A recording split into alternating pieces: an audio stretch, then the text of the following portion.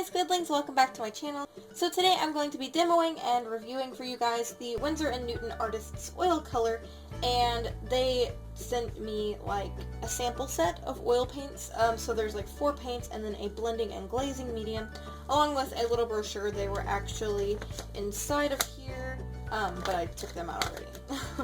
So anyway, since these are sample sizes, I can't really review the packaging or anything like that because they're just in these little packets. The one thing I kind of have a meh feeling about is the fact that they do come in these packets, so if I were to open this, unless I use all of the paint in here, I'm gonna have to find some way to store it, which is no problem. I do have stuff like that, but if you don't, that could become a problem because you might waste paint, and that's never a fun thing. So I do wish they had like sent maybe like resealable, like they made them resealable or something. I don't know, I think that would have been cool, but that's just my 2 cents on the matter. So these little packets, they are 4 milliliters, which is 0.13 fluid ounces. This color is Winsor Violet. They also sent us green gold, quinacridone magenta, and phthalo turquoise. And then, like I said, the blending and glazing medium. And this just improves transparency and depth. And then it says, with a worldwide reputation for quality, Winsor & Newton Artist Oil Color is a traditional rich oil color in 119 colors with 80 single pigments for the cleanest mixes. Formulated with the highest quality pigments, try out our unique colors with a blending and glazing medium, perfect for improving flow and transparency with a durable gloss finish. And that's all the materials I have on them. Alright, so I'm just going to open them up, and I have little cups I'm going to place them into because I want to keep them for as long as possible.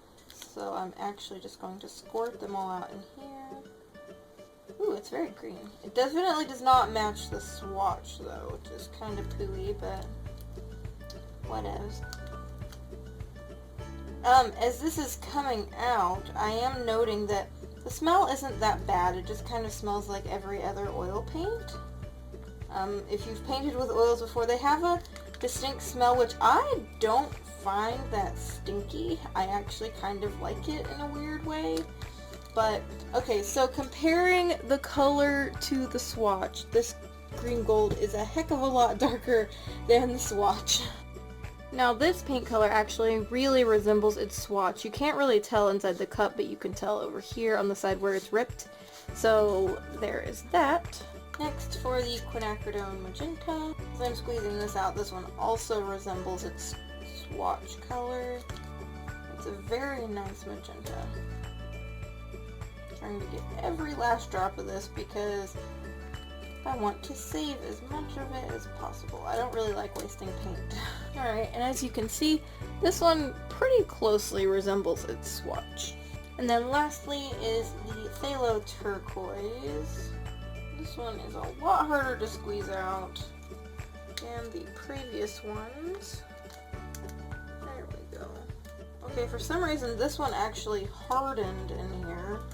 I don't know if maybe there was a gap or something, but this one's like, it's dry.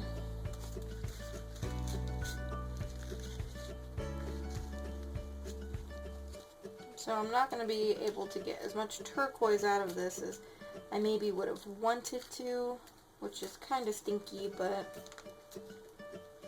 it happens sometimes. Yeah, that's about all I'm going to be able to get out of this one. But, it pretty closely resembles its swatch color. At least, not out of the tube, of course, but, you know, used. Maybe the green gold does too. I'm sure it probably does, because I doubt very seriously they would give a swatch that did not match. But we'll swatch those out in a minute. And then last but not least, I am going to put the blending and glazing medium in a cup too. This stuff really stinks. I'm not sure what this is. All I know is it's a blending and glazing medium, and it stinks. It smells like, it smells kind of peppery. I don't know. It actually kind of smells like some terp. I don't know. But I'm putting that in a separate container. And as you can see, it's pretty liquidy. It's a lot more liquidy than the others. So just to recap, we have quinacridone magenta, green gold, Winsor Violet, and phthalo turquoise, along with the blending and glazing medium. So I'm going to make a painting, but I am going to have to use white. from another brand because I did not supply white, which I am kind of meh about. Like, if you have a sample set, I honestly think they should have a white, but they didn't, so, I mean, no skin off my nose. I have some white that I can use. I'm not sure how this will blend with another paint brand, but I'm sure it won't make any difference. And look at my hands. Rest in peace, blue hands. I'm turning into a Smurf. Anyway, these are my opinions this far. I'll talk about the painting and the process and how I felt when I used all this stuff and all that stuff in the illustration part. So let's head over there, and I hope to see you there.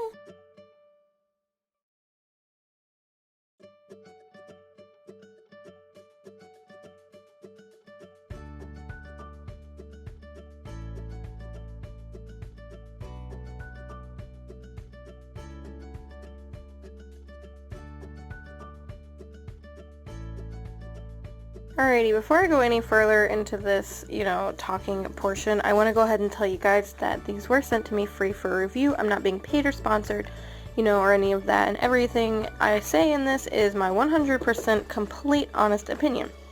So now that we have that out of the way, I want to say that these are probably the highest quality oil paints that I have ever used. And that's not really surprising considering I've only ever used the Soho brand before it, which is a Jerry's Artorama. I don't know if it's exclusive or not, but that's the only place I've seen that I can buy it.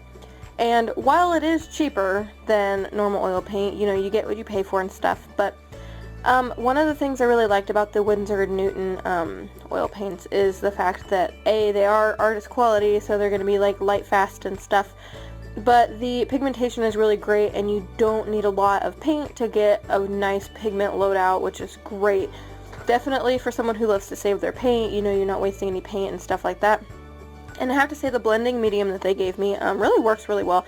It helps thin down the paint, and I think that's why it's called a blending agent, because it thins down the paint so much. And you could do glazes and stuff over dry layers. I will note that it mixes really well with white. I had to use an outside brand of white because I didn't get one in my little sample pack.